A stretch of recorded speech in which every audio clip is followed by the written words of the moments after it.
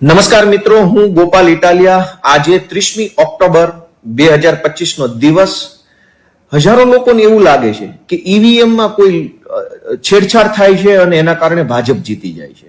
હજારો લોકોને એવું લાગે છે. જો કે ઈવીએમ માં કોઈ છેડછાડ થતી નથી એ વાત સાચી છે, પરંતુ હજારો લોકો માનવા તૈયાર નથી. ઘણાને ભાજપને મત નથી આપવો છતાં પણ ડરના મારે ભાજપને મત આપે છે એવું વિચારીને કે હું આમ આદમી પાર્ટીને કે અન્ય વિપક્ષને મત આપીશ તો પાછો મારો મત ભાજપમાં જશે. દોસ્તો, જો તમને ઈવીએમ ને લઈને કોઈ શંકા હોય અથવા ભાજપ પાર્ટી જીતવી ન જોઈએ, કોઈ પણ સંજોગોમાં ક્રાંતિ આવવી જોઈએ, બદલાવ આવવો જોઈએ એવું તમે ઈચ્છતા હોવ તો આ વિડીયો તમે આખો જોજો શાંતિથી અને તમે બીજાને શેર કરજો. ગઈકાલે હું ચૂંટણી પંચની એક મીટિંગમાં ગયો હતો. હું અને ચૈતરભાઈ વસાવા બંને એ મીટિંગમાં હાજર હતા ગાંધીનગરમાં. ચૂંટણી અધિકારીઓ મોટા મોટા બેઠા હતા, ભાજપના માણસો, કોંગ્રેસના માણસો બધા બેઠા હતા. આ ચૂંટણી પંચની અત્યંત મહત્વની મીટિંગમાં એક સૌથી મહત્વના મુદ્દા ઉપર ચર્ચા થઈ. SIR એટલે સ્પેશિયલ ઇન્ટેન્સિવ રિવિઝન, એટલે કે ઘનિષ્ઠ સઘન સુધારણા, મતદાર યાદીની સઘન સુધારણા. મારા હાથમાં ભારતના ચૂંટણી પંચના કાગળો જે મને કાલે ચૂંટણી પંચે આપ્યા એ છે. દોસ્તો, ઈવીએમ માં છેડછાડ નથી થતી, મતદાર યાદીમાં છેડછાડ થાય છે. આખા દેશમાં ભાજપ અત્યારે જે ચૂંટણી જીતે છે એની મોડસ ઓપરેન્ડી એક જ છે કે મતદાર યાદીની અંદર ઘાલમેલ કરીને ભાજપ ચૂંટણી જીતે છે બોગસ મતદાનના આધારે. હવે જો ભાજપ પાર્ટી બોગસ મતદાન કરીને જ ચૂંટણી જીતવાની હોય તો અસલી મતદારોની કોઈ વેલ્યુ વધશે નહીં. તમે એમ સમજો કે કોઈ વિધાનસભામાં 1 લાખ મતદારો હોય, એ 1 લાખ મતદારોમાંથી 15 થી 20,000 મતદારો જે છે એ બોગસ છે. બોગસ એટલે મૃત્યુ પામેલા વ્યક્તિનું નામ મતદાર યાદીમાં હોય તો એ બોગસ મત થઈ ગયો. એ ગામમાં, ભાવનગર જિલ્લામાં 1 લાખ નામ હોય અને એ વ્યક્તિ અમેરિકા રહેતો હોય કે પંજાબ રહેતો હોય કે અમદાવાદ રહેતો હોય તો પણ એનું નામ બોગસ મતદાર યાદીમાં ગણી શકાય. એક માણસનું નામ ગામડામાં પણ હોય, શહેરમાં પણ હોય તો પણ એ બોગસ મતદાર ગણી શકાય. તો 1 લાખ મતદારોની જયારે મતદાર યાદી બની હોય એમાં એવરેજ 15 થી 20 થી 30,000 મતદારો બોગસ મતદારો હોય. એનું નામ મતદાર યાદીમાં હોય પણ એવો માણસ ત્યાં હાજર ન હોય. એટલે દર 1 લાખે દાખલા તરીકે 80,000 મતદારો ઓરિજિનલ સાચા મતદારો હોય, તેમાંથી 80 ના 60%, કેમ કે આપણે ત્યાં એવરેજ 60% મતદાન થાય છે. એટલે કે 80,000 માંથી પણ 10, 15, 20,000 લોકો ખરેખર ત્યાંના મતદાર હશે, ત્યાં રહેતા હશે, પણ ચૂંટણીના દિવસે બારગામ ગયા હશે અથવા મત દેવા નહીં જાય અથવા એને રસ નહીં હોય અથવા કોઈ બીમાર હશે અથવા અલગ અલગ કારણોસર ખરેખર ઓરિજિનલ 20,000 વોટરો વોટ દેવા ન જાય, એમ આપણે ગણીને ચાલીએ. એટલે વધ્યા 60,000 મતદારો 1 લાખમાંથી. 1 લાખમાંથી 20,000 લોકો મત નહીં આપે, 15,000 લોકો નકલી મતદારો છે, 60,000 લોકો મત આપવા ગયા, એમાંથી 50% સંભાવના આપણે માનીએ તો પણ 30,000 કે 35,000 મત ભાજપને મળે અને 20,000 કે 30,000 કે 35,000 મત કોંગ્રેસને મળે. બંને પાર્ટીને 50% મત મળે પછી જીતવા માટે પેલા 15,000 નકલી મતદારોનો સહારો લેવામાં આવે. કેવી રીતે? કે મતદાર યાદીમાં મરેલા માણસનું નામ હોય, એના નામના બટન ભાજપનો માણસ દબાવી દે. બૂથની અંદર પ્રિસાઇડિંગ અધિકારીઓ હોય કે વિવિધ પાર્ટીના બૂથ એજન્ટો હોય, એને ડરાવીને, ધમકાવીને, લોભ લાલચ આપીને કે કોઈ પણ રીતે આ માણસો આવું કામ કરતા હોય છે. એટલે કે દરેક બૂથ ઉપર 20, 30, 40, 50 મત પણ બોગસ નાખવામાં આવે તો સરવાળે 15-20,000 મત બોગસ મત પડી જાય અને 20,000 મત ભાજપ પ્લસ થઈ જાય. તો ઈવીએમ માં કોઈ ઘાલમેલ નથી, ઘાલમેલ મતદાર યાદીમાં છે.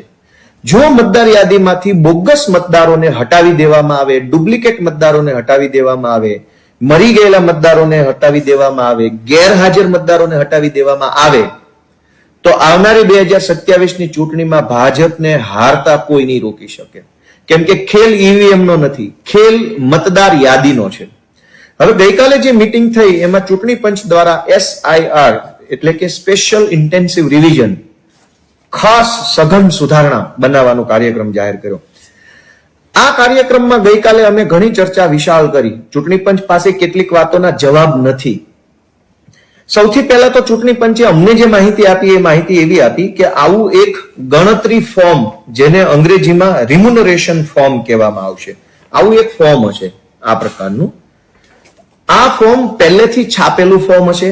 આ ફોર્મ જે વ્યક્તિના નામનું હશે એનો ફોટો હશે, એનું નામ હશે, મતદાર યાદીમાં એનો ઓળખ ક્રમાંક એટલે ચૂંટણી કાર્ડનો નંબર હશે, એના ગામનું નામ, મતદાર યાદીનો ક્રમ, ભાગ, જ્યાં એનું મતદાનમાં નામ હશે એ બધી જ વિગત અહીંયા લખેલી હશે પહેલેથી. મતદાર યાદીમાં હાલમાં એનો જે ફોટો છે એ ફોટો પણ અહીંયા હશે. બાકી બધી વિગત એને ભરવાની છે. હવે શું થવાનું છે? આખા ગુજરાતના BLO, બૂથ લેવલ ઓફિસર, એટલે કે સરકારી શિક્ષકો જે છે એ એક એક ઘરે જશે અને એક એક વ્યક્તિનું આવું ફોર્મ એને આપશે, દરેક વ્યક્તિને આપશે. આ સરકારી વાત જે એમણે મને કીધી એ હું તમને કહું છું. પછી આપણે જનતાએ શું ધ્યાનમાં લેવાનું છે એ હું પાછળથી કહીશ. એમ સમજી લો કે ગુજરાતમાં 5 કરોડ અને 18-20 લાખ મતદારો છે એવું કાલે અમને જણાવવામાં આવ્યું. એટલે કે ગુજરાતનું ચૂંટણી પંચ 5 કરોડ અને 18-20 લાખ જે કઈ આંકડો છે એમના સુધી જશે. એક એક માણસને આવું ફોર્મ આપશે. દરેક માણસે આ ફોર્મ ભરીને પાછું BLO ને આપવાનું છે. આ ફોર્મ પાછું ભરીને આપો ત્યારે એમાં શું લખવાનું છે કે જે વ્યક્તિ મતદાર ફોર્મ ભરે છે એની જન્મ તારીખ, આધાર કાર્ડ નંબર, મોબાઈલ નંબર, પિતાનું નામ, પિતાના ચૂંટણી કાર્ડની વિગત અને પછી છેલ્લા SIR ની મતદાર યાદીમાં મતદાનની વિગતો. એટલે કે દરેક વ્યક્તિએ 2002 ની મતદાર યાદીમાં પોતાનું નામ ક્યાં હતું, કઈ જગ્યાએ હતું એ લખીને આપવું પડશે. એટલે કે ગોપાલ ઇટાલિયાએ 2002 ની મતદાર યાદીમાં એનું નામ ક્યાં હતું એ મારે બૂથ લેવલ અધિકારીને જણાવવું પડશે. હવે 2002 માં તો હું 18 વર્ષનો હતો જ નહીં, એટલે મારું નામ જ મતદાર યાદીમાં નહીં હોય. તો મારે મારા પિતા અથવા માતાનું મતદાર યાદીમાં 2002 માં ક્યાં નામ હતું એ જણાવવું પડશે. પિતા અથવા માતાનું નામ ન હોય તો દાદા અથવા દાદીનું નામ ક્યાં હતું એ જણાવવું પડશે. એટલે કે ગુજરાતના દરેક મતદારે 2002 ની મતદાર યાદીમાં પોતાનું નામ કયા ગામમાં, કયા સિટીમાં, કઈ સોસાયટીના કયા ક્રમ નંબર ઉપર હતું એ ફરજિયાત જણાવવું પડશે. જે લોકો 2002 ની મતદાર યાદીમાં પોતાનું નામ અથવા પિતાનું અથવા માતાનું અથવા દાદાનું અથવા દાદીનું નામ નહીં જણાવી શકે એનું નામ મતદાર યાદીમાંથી હટાવી દેવામાં આવશે, આવું કહેવામાં આવી રહ્યું છે. વાસ્તવિકતા એ સાચી નથી. કેમ કે ભાજપ પાર્ટી આખું કરી રહી છે તો વોટ ચોરીનું આયોજન હોય એવું મારું માનવું છે. પણ જનતા જાગૃત થાય, આપણે બધા જાગૃત થઈએ, એક એક યુવાન જો જાગૃત થઈ જાય તો આપણે વોટ ચોરીને અટકાવી શકીશું. આપણે બધાએ વોટ રક્ષક, મત રક્ષક બનવાનું છે, મત પ્રહરી બનવાનું છે. આ જે ફોર્મ આપવામાં આવશે, આ ફોર્મની અંદર વ્યક્તિએ પોતાની ડિટેલ, પપ્પા અથવા મમ્મી અથવા દાદા દાદીની ડિટેલ અને સહી કરીને BLO ને આપવાનું છે. BLO એની ડેટા એન્ટ્રી કરશે. ડેટા એન્ટ્રી કરશે એટલે આપણું નામ નવી મતદાર યાદી એટલે કે SIR ની યાદીમાં આવી જશે. હવે અમારા જે પ્રશ્નો છે એ પ્રશ્નો કાલે હું અને ચૈતરભાઈ બંને ત્યાં ચૂંટણી અધિકારી સામે બેઠા હતા. ચૈતરભાઈએ અને મેં કેટલાક મહત્વના પ્રશ્ન ઉઠાવ્યા. કોંગ્રેસ તરફથી કોઈ પ્રશ્ન પૂછવામાં નથી આવ્યો. ભાજપ પાર્ટી તો પ્રશ્ન પૂછવાની જ નથી. અન્ય 1-2 પાર્ટીઓ હતી પણ એમણે કઈ ખાસ પ્રશ્ન પૂછ્યા નથી. પ્રશ્ન માત્ર ચૈતરભાઈ અને મેં પૂછ્યા છે. ચૈતરભાઈનો સૌથી પહેલો પ્રશ્ન એ હતો ચૂંટણી પંચ સમક્ષ કે ચૈતરભાઈનો મત વિસ્તાર છે એ બોર્ડર એરિયા છે. મહારાષ્ટ્રની બોર્ડર, રાજસ્થાનની અને મધ્યપ્રદેશની બોર્ડર છે. એમનું એવું કહેવાનું હતું કે ભાઈ અમારા બોર્ડરના વિસ્તારોમાં બોર્ડરની પેલી બાજુ લગ્ન થતા હોય છે, કેમ કે બોર્ડરની બંને સાઈડ 15-20 કિલોમીટર કે 50 કિલોમીટર સુધી દીકરીઓની લેતી દેતી થતી હોય છે. એટલે કે ગુજરાતની દીકરીઓ છે એના લગ્ન મહારાષ્ટ્ર, રાજસ્થાન કે મધ્યપ્રદેશમાં થયા છે, અથવા ત્રણેય રાજ્યોની દીકરીઓના લગ્ન આપણા રાજ્યમાં થયા છે. આવા વ્યક્તિઓનું SIR કેવી રીતે કરવામાં આવશે? આ વ્યક્તિઓનું તો નામ મતદાર યાદીમાંથી નીકળી જ જશે. ગુજરાતમાં જે દીકરી પરણીને આવી છે, ગુજરાતમાં કોઈના ઘરે પત્ની બનીને આવ્યા છે, એ દીકરીઓનું SIR માં નામ લાવવું ઘણું મુશ્કેલ પડી જવાનું છે. કારણ કે એમનું બીજા રાજ્યમાં મમ્મી, પપ્પા, માતા, ભાઈ, બેન જે હોય તે ગુજરાતમાં તો છે નહીં. અને આ પ્રશ્નનો ચૂંટણી અધિકારી પાસે કોઈ જવાબ નથી કે આવી રીતે ક્રોસ બોર્ડર લગ્ન જે થયા છે એક રાજ્યમાં બીજા રાજ્યમાં, એને તમે કેવી રીતે સરળતાથી મતદાર યાદીમાં સમાવશો? તો આટલા મોટા ચૂંટણી પંચ પાસે કોઈ જવાબ નથી. બીજો પ્રશ્ન ચૈતરભાઈ વસાવાએ પૂછ્યો કે આદિવાસી વિસ્તારોમાંથી મોટા ભાગના જિલ્લાઓ અને ગામડાના લોકો દિવાળી પછી એટલે કે હવે પછી મજૂરી કરવા માટે અમદાવાદ કે સૌરાષ્ટ્ર કે રાજકોટ કે અન્ય રાજ્યમાં કે અન્ય શહેરોમાં જતા રહેશે. 4-5 મહિના સુધી તેઓ પાછા નહીં આવે. કદાચ ઉનાળામાં પાછા આવશે, શિયાળો આખો તેઓ મજૂરી કરવા બહાર જતા રહેશે. ચૈતરભાઈનો પ્રશ્ન એ હતો કે ધારો કે બૂથ લેવલ અધિકારી કોઈ આદિવાસી વિસ્તારમાં અથવા કોઈ ગામડામાં કોઈ ઘરે આ ફોર્મ લઈને ભરવા માટે ગયા અને ઘરે તાળું માર્યું છે, તો એ વ્યક્તિના ફોર્મનું શું થશે? મતદાર યાદીમાં એના નામનું શું થશે? ધારો કે હું પોતે જ છું, હું સૌરાષ્ટ્રનો વતની છું, પણ સુરતમાં હીરા ઘસવા ગયો છું અને હું અત્યારે સુરત રહું છું, હીરા ઘસવા માટે વેકેશનમાં હું ઘરે પાછો આવીશ, અથવા પંચમહાલથી કોઈ ભાઈ મજૂરી કરવા રાજકોટ આવ્યા છે, હવે રાજકોટથી કોઈ મતદાર યાદીમાં નામ લખાવવા પાછું નહીં જાય, કેમ કે આવવા જવાનો ખર્ચો એટલો બધો મજૂરો પાસે હોય નહીં. તો ચૂંટણી પંચ પાસે આનો કોઈ જવાબ જ નથી કે હજારો લોકો મજૂરી માટે બીજી જગ્યાએ 2-2, 4-4, 6-6, 8-8 મહિના જતા રહે છે. હવે 4 નવેમ્બર થી 4 ડિસેમ્બર 1 મહિના સુધી આ SIR ની પ્રક્રિયા ગુજરાતમાં ચાલશે. આ 1 મહિના દરમિયાન જે લોકો પોતાના સરનામા ઉપર હાજર નહીં હોય, મજૂરી કરવા બહાર ગામ ગયા હશે, એનું શું? એનું નામ કેવી રીતે, એનું આ રિમ્યુનરેશન ફોર્મ એટલે કે ગણતરી પત્રક કેવી રીતે ભરાશે? ચૂંટણી પંચ પાસે કોઈ જવાબ જ નથી એનો કે કેવી રીતે આ કરશો મજૂરોનું. ત્રીજી વાત કે સૌથી અગત્યનો મુદ્દો, ભાજપને ઈવીએમ થી નહીં મતદાર યાદીથી કેવી રીતે ચૂંટણી જીતે છે એનો ગંભીર મુદ્દો હવે હું તમને જણાવું છું. ગુજરાતમાં ભાજપ પાર્ટીએ હજારો મજૂરો જે છે ઉત્તર પ્રદેશ, બિહાર, રાજસ્થાન, મધ્યપ્રદેશ કે અન્ય રાજ્યમાંથી આવેલા હજારો મજૂરોના નામ સ્થાનિક મતદાર યાદીમાં નાખી દીધા છે. ભાજપના માણસોએ અધિકારીઓ સાથે બેસી નંબરો લગાવી દીધા છે. એટલે અંકલેશ્વર જીઆઈડીસી હોય, Odhav GIDC, Naroda GIDC, Metoda GIDC, કચ્છમાં મુન્દ્રા, ગાંધીધામ કે ભચાઉ કે ભુજ કે જ્યાં ક્યાંય પણ ઇન્ડસ્ટ્રીયલ એરિયા છે, મોરબીની ઇન્ડસ્ટ્રીઝ, જુનાગઢની ઇન્ડસ્ટ્રીઝ, ભાવનગરની ઇન્ડસ્ટ્રીઝ, જે જગ્યાએ બહારના રાજ્યના મજૂરો ગુજરાતમાં મજૂરી કરવા આવ્યા છે એવા લાખો મજૂરોના નામ ભાજપે મતદાર યાદીમાં ચડાવી દીધા છે. ચૂંટણી ટાણે એનો કેવી રીતે ઉપયોગ કરવામાં આવે છે? ધારો કે 20,000 મજૂરોના નામ મતદાર યાદીમાં નાખ્યા. ધારો કે ચૂંટણી વિધાનસભા અથવા લોકસભાની આવે તો ભાજપ એ મજૂરોના નામનો 2 રીતે બોગસ મતદાનમાં ઉપયોગ કરે છે. એક કે મતદાનના દિવસે જે મજૂરો ગુજરાતમાં પોતાની ફેક્ટરી પર હાજર હોય એ ફેક્ટરીના માલિકને ઉપરથી ફોન કરી દેવામાં આવે કે તમારા ફેક્ટરીમાંથી 870 મજૂરો મતદાર યાદીમાં નામ છે, એ બધાને કહેજો કે મત આપી આવે. જે મજૂરો હાજર ન હોય એના નામનું બટન ભાજપનો માણસ દબાવી દે, કેમ કે કોઈ પૂછવાનું તો છે નહીં. ધારો કે રામસિંહ કરીને કોઈ ઉત્તર પ્રદેશના વ્યક્તિનું નામ હોય, રામસિંહના નામનું બટન ભાજપ વાળો દબાવી દે તો કોઈ પૂછવાનું તો છે નહીં કે રામસિંહનું તે શું કામ દબાવ્યું. ધારો કે ગોપાલ ઇટાલિયાના નામનું બટન ભાજપ વાળો દબાવે તો ગોપાલના પપ્પા, મમ્મી, કુટુંબ, પરિવાર, પાર્ટીના લોકો વિરોધ કરે. પણ રામસિંહના નામનું બટન ભાજપ વાળો દબાવી દે તો વિરોધ તો કોઈ કરવાનું નથી, કેમ કે રામસિંહના કોઈ સગા કે કોઈ મિત્રો તો ગામડામાં હોતા નથી અથવા શહેરોમાં. ગુજરાતમાં એક અંદાજ પ્રમાણે ઓછામાં ઓછા 10-20 લાખ લોકોના નામ બોગસ રીતે મતદાર યાદીમાં ભાજપે નખાવી દીધા છે. આ 10-20 લાખ નામ એટલે હાર જીતની ગેપ. દરેક વિધાનસભામાં 5,000 થી લઈ અને 10,000 ના ગેપમાં વિધાનસભાની હાર જીત જ્યાં જ્યાં થતી હોય ભાજપની, ત્યાં આવા બોગસ નામ મતદાર યાદીમાં નાખી દે. બીજી રીતે શહેરોમાં પણ મતદાર યાદીમાં નામ હોય, ગામડાની મતદાર યાદીમાં પણ નામ હોય.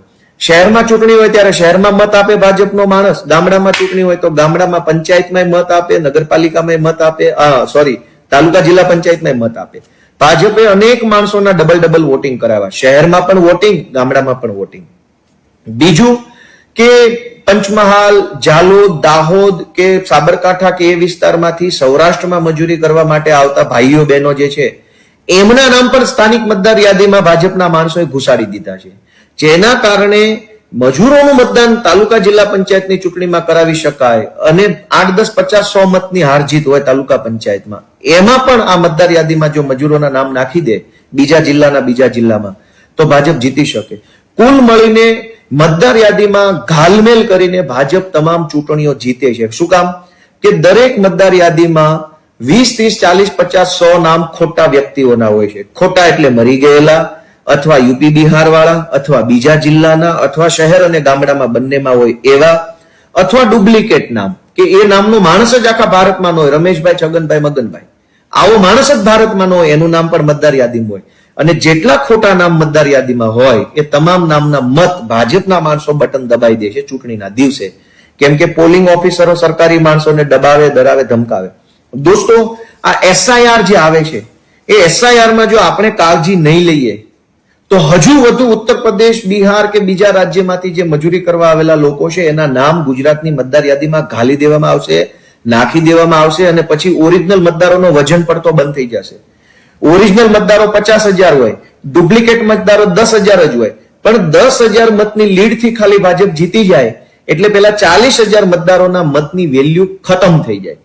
એટલે 40,000 મતદારોના મતની કિંમત કરાવવી હોય, તમારા મતનો પાવર નેતા ઉપર કન્ટિન્યુ રાખવો હોય, સરકારો ઉપર તમારો પાવર બતાવવો હોય, તો તમારે પેલા 10,000 નકલી મતદારોને મતદાર યાદીમાંથી દૂર કરવા માટે આગળ આવવું પડશે.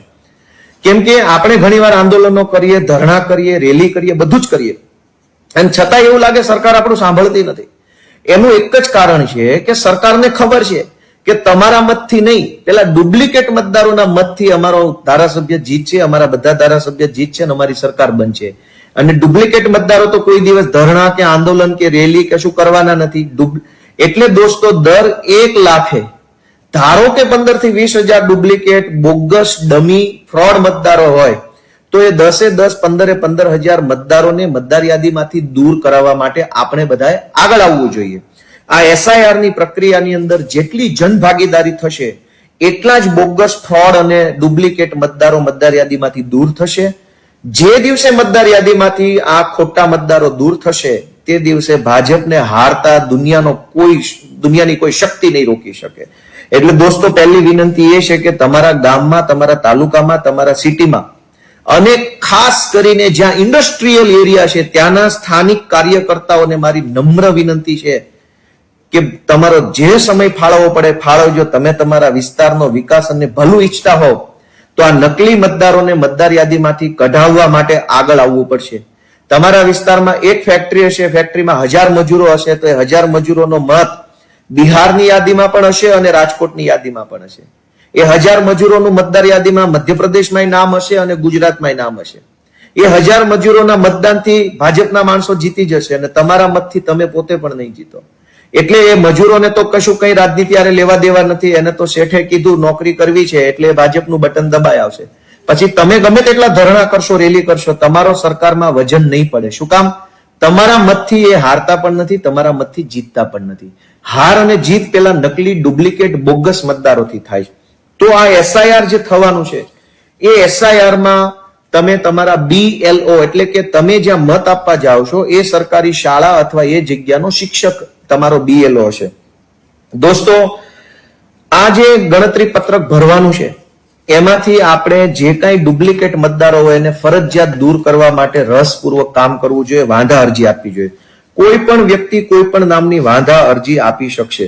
આમાં મારી પાસે બધી ડિટેલ છે, વાંધા અરજી કેવી રીતે આપવી વગેરે વગેરે વગેરે. એટલે દોસ્તો, હું તમને એટલું જ જણાવવા માંગુ છું કે મતદાર યાદીનું બહુ મોટું કામ હાથ ઉપર ધર્યું છે. પણ હમણાં અમે ચૂંટણી પંચને એક પ્રશ્ન પૂછો કે કોઈ વ્યક્તિનું બિહારની મતદાર યાદીમાં નામ હોય અથવા મધ્યપ્રદેશની મતદાર યાદીમાં નામ હોય અને એ જ વ્યક્તિનું ભાવનગરની GIDC ની એક ફેક્ટરીમાં મજૂરી કરે છે ત્યાં પણ એનું નામ હોય, તો આ એસઆઈઆર દ્વારા ચૂંટણી પંચ એ વ્યક્તિના બંને નામો કેવી રીતે ઓળખી શકશે? આઈડેન્ટિફાઈ કેવી રીતે કરશે? ગોતશે કેવી રીતે? ચૂંટણી પંચ પાસે કોઈ જવાબ નહોતો. મેં અને ચૈતરભાઈએ અગ્રેસિવલી, આક્રમક રીતે પ્રશ્ન પૂછ્યા. એને અમારી વાતને ઉડાવી કાઢી, હસી મજાકમાં કાઢી. સરકારી જવાબ આપ્યા, BLO જશે, BLO ચેક કરશે, BLO આમ, BLO તેમ, BLO. દોસ્તો, એક વ્યક્તિનું સુરતમાં અને કાઠિયાવાડમાં નામ છે, એક વ્યક્તિનું બનાસકાંઠામાં પણ નામ છે અને ગાંધીનગરમાં પણ નામ છે, એક વ્યક્તિનું બિહારમાં પણ નામ છે અને અમદાવાદમાં પણ નામ છે. તો આ ડબલ નામ વાળાને ઓળખવા માટેનો કોઈ વ્યવસ્થા આજની તારીખમાં ભારતના ચૂંટણી પંચ પાસે નથી. ગઈકાલે અમને એ જવાબ નથી આપી શક્યા કે ડબલ નામને ઓળખવા માટે આખા ભારતમાં એક જ જગ્યાએ નામ હોવું જોઈએ, એના બદલે 2 જગ્યાએ નામ હોય છે. મેં આ દલીલ કરી ત્યારે ચૂંટણી અધિકારી જે છે એને મારી વાતને ઉડાવી દીધી. ત્યાર પછી મેં એક પુરાવો રજૂ કર્યો. આ મારી પાસે પુરાવો છે. આમાં હું ફોટો ખાલી આમ વાળી દઉં છું. ફોટો આ મારી પાસે એક પુરાવો છે. આ પુરાવો મેં ચૂંટણી પંચને રજૂ કર્યો. ગુજરાતના એક વ્યક્તિ છે, એમનું નામ છે ફલાણાબેન પંચાલ. આમાં જે લખ્યું છે વાંચું, અસલ નામ નથી બોલતો. ફલાણાબેન પંચાલ. એમનું ઘરનું સરનામું છે ફલાણા હોમ્સ, ફલાણું સર્કલ, ફલાણું ગામ, અમદાવાદ. દોસ્તો, આ ફલાણાબેન પંચાલ જે છે એમનું 3 વખત મતદાર યાદીમાં નામ છે. એક જ વ્યક્તિના 3 વાર નામ છે. એનો અર્થ એ થયો કે એક વખત આ બેન પોતે મતદાર યાદીમાંથી મત આપવા જશે અને કહેશે કે મારું નામ ફલાણાબેન પંચાલ છે, એટલે મતદાન અધિકારીને મત આપવા દેશે. 2 વખત હજુ નામ છે. આ બટન કોણ દબાવશે? ભાજપનો કોઈ કાર્યકર્તા જઈને 2 વખત બટન દબાવશે. મિત્રો, ગુજરાતની મતદાર યાદીમાં પણ નામ હોય અને ઉત્તર પ્રદેશમાં પણ નામ હોય, તો 2 નામ થયા 2 રાજ્યમાં. એક જ ગુજરાતના એક જ જિલ્લામાં એક જ મકાનમાં એક જ સરનામા પર રહેતા એકના એક વ્યક્તિને 3 વખત મતદાર યાદીમાં નામ છે. આ એનું પહેલું ચૂંટણી કાર્ડનો નંબર છે, એ છે પાછળ છેલ્લે 89 આવે છે. એના એ બેન, એનો એ ફોટો, એનું એ સરનામું, એનું એ ઘર નંબર, એનું એ એડ્રેસ ઉપર બીજું મતદાર યાદીમાં નામ છે, એનો છેલ્લો 27 નંબર છે. એના એ બેન, એનું એ ઘર, એનું એ એડ્રેસ, એનું એ નામ, એની એ ઉંમર, એનો એ ફોટો, ત્રીજી વખત 37 નંબર. છેલ્લા 2 આંકડા જ બોલું છું. એટલે 89, 27 અને 37. એક વ્યક્તિના 3 વખત મતદાર યાદીમાં નામ છે. 3 નામ એટલે કે 3 મત. એક વખત બેન પોતે આપશે ને 2 વખત ભાજપ વાળો જઈને બટન દબાઈ આવશે. એટલે 3 મતમાંથી 1 મત સાચો અને 2 મત બોગસ. જો મતદાર યાદીમાં બોગસ નામો હશે તો બોગસ મતો આધારે મતદાન કરી અને ભાજપ છે એ જીતી જશે. એટલે મારી આપ સૌને વિનંતી છે કે આ મતદાર યાદી સુધારણા કાર્યક્રમમાં ખાસ જાગૃત રહેવું. 3 પ્રકારની તમારી આસપાસની બાબતો પર ધ્યાન રાખો. એક, કે જે વ્યક્તિઓ ગુજરી ગયા હોય એનું નામ ફરજિયાત મતદાર યાદીમાંથી ડિલીટ થાય, એના માટે તમારે પ્રયત્ન કરવો પડશે. તમે પ્રયત્ન નહીં કરો તો તમારા વિસ્તારમાં નકલી મતથી, બોગસ મતથી, ચોરી કરેલા મતથી ભાજપનો માણસ જીતશે, ભ્રષ્ટાચાર કરશે અને તમે પછી કાયમ આંદોલન, ધરણા, રેલીઓ જ કરતા રહી જશો. જો તમારા વિસ્તારમાં સારું કરવું હોય, સરકારને તમારા મતથી ડરાવવી હોય, તો મરેલા માણસનો મત, પરણી ગયેલી સ્ત્રીનો મત, શહેરોમાં પરમેનન્ટલી શિફ્ટ થઈ ગયેલા, કાયમી રહેવા વહી ગયેલા લોકોનો મત, બહારના રાજ્યમાંથી આવેલા મજૂરોના મત, આટલા મતો મતદાર યાદીમાંથી હટાવવા પડશે, ડિલીટ કરાવવા પડશે. જ્યાં સુધી આ 4 કેટેગરીના મતો મતદાર યાદીમાંથી ડિલીટ નહીં થાય ત્યાં સુધી હંમેશા ભાજપ નકલી મતથી વોટ ચોરી કરીને જીતશે અને આપણે આંદોલનો ગમે તેટલા કરશું, ભાજપ આપણી વાત માનશે નહીં. દોસ્તો, ખેલ ઈવીએમ નો બિલકુલ નથી. ખેલ મતદાર યાદીનો છે. મતદાર યાદીના ખેલને રોકવા માટે એક એક વ્યક્તિએ જાગવું પડશે. એક એક વ્યક્તિ આગળ આવવું પડશે. એક એક યુવાને આગળ આવવું પડશે. તમારા વિસ્તારના BLO નો સંપર્ક કરો. તમારા વિસ્તારની અંદર તમામના ગણતરી ફોર્મ આવા ભરાય, અસલ માણસના જ ભરાય, કોઈની વોટ ચોરી ન થાય. અને ભાજપને અમારી ચેલેન્જ છે કે હમણાં સુધી જે થયું હોય તે, પણ આ વખતે જનતાની વોટની રક્ષા આમ આદમી પાર્ટીનો એક એક કાર્યકર્તા વોટ રક્ષક બનીને કરશે, વોટ પ્રહરી બનીને કરશે. અમે ગુજરાતના એક પણ માણસનો, સાચા માણસનો, જેન્યુન માણસનો વોટ કપાવા નહીં દઈએ અને એક પણ નકલી ડમી માણસના વોટને પાછો મતદાર યાદીમાં આવવા નહીં દઈએ. એ માટે જે કાંઈ અમારી ક્ષમતાઓ છે, જે અમારી તાકાત છે, કામે લગાવશું. અને ગુજરાતના લોકોને પણ વિનંતી કરીએ છીએ કે આ વોટ ચોરી કરનારા લોકો ઉપર નજર રાખો. SIR જે થાય છે એનો આપણે મહત્તમ ફાયદો લઈએ. સારી રીતે SIR થાય, વ્યવસ્થિત SIR થાય, જેન્યુન માણસોનું SIR થાય, એ માટે આપણે સજાગ રહીએ. આપણા પોતાના મત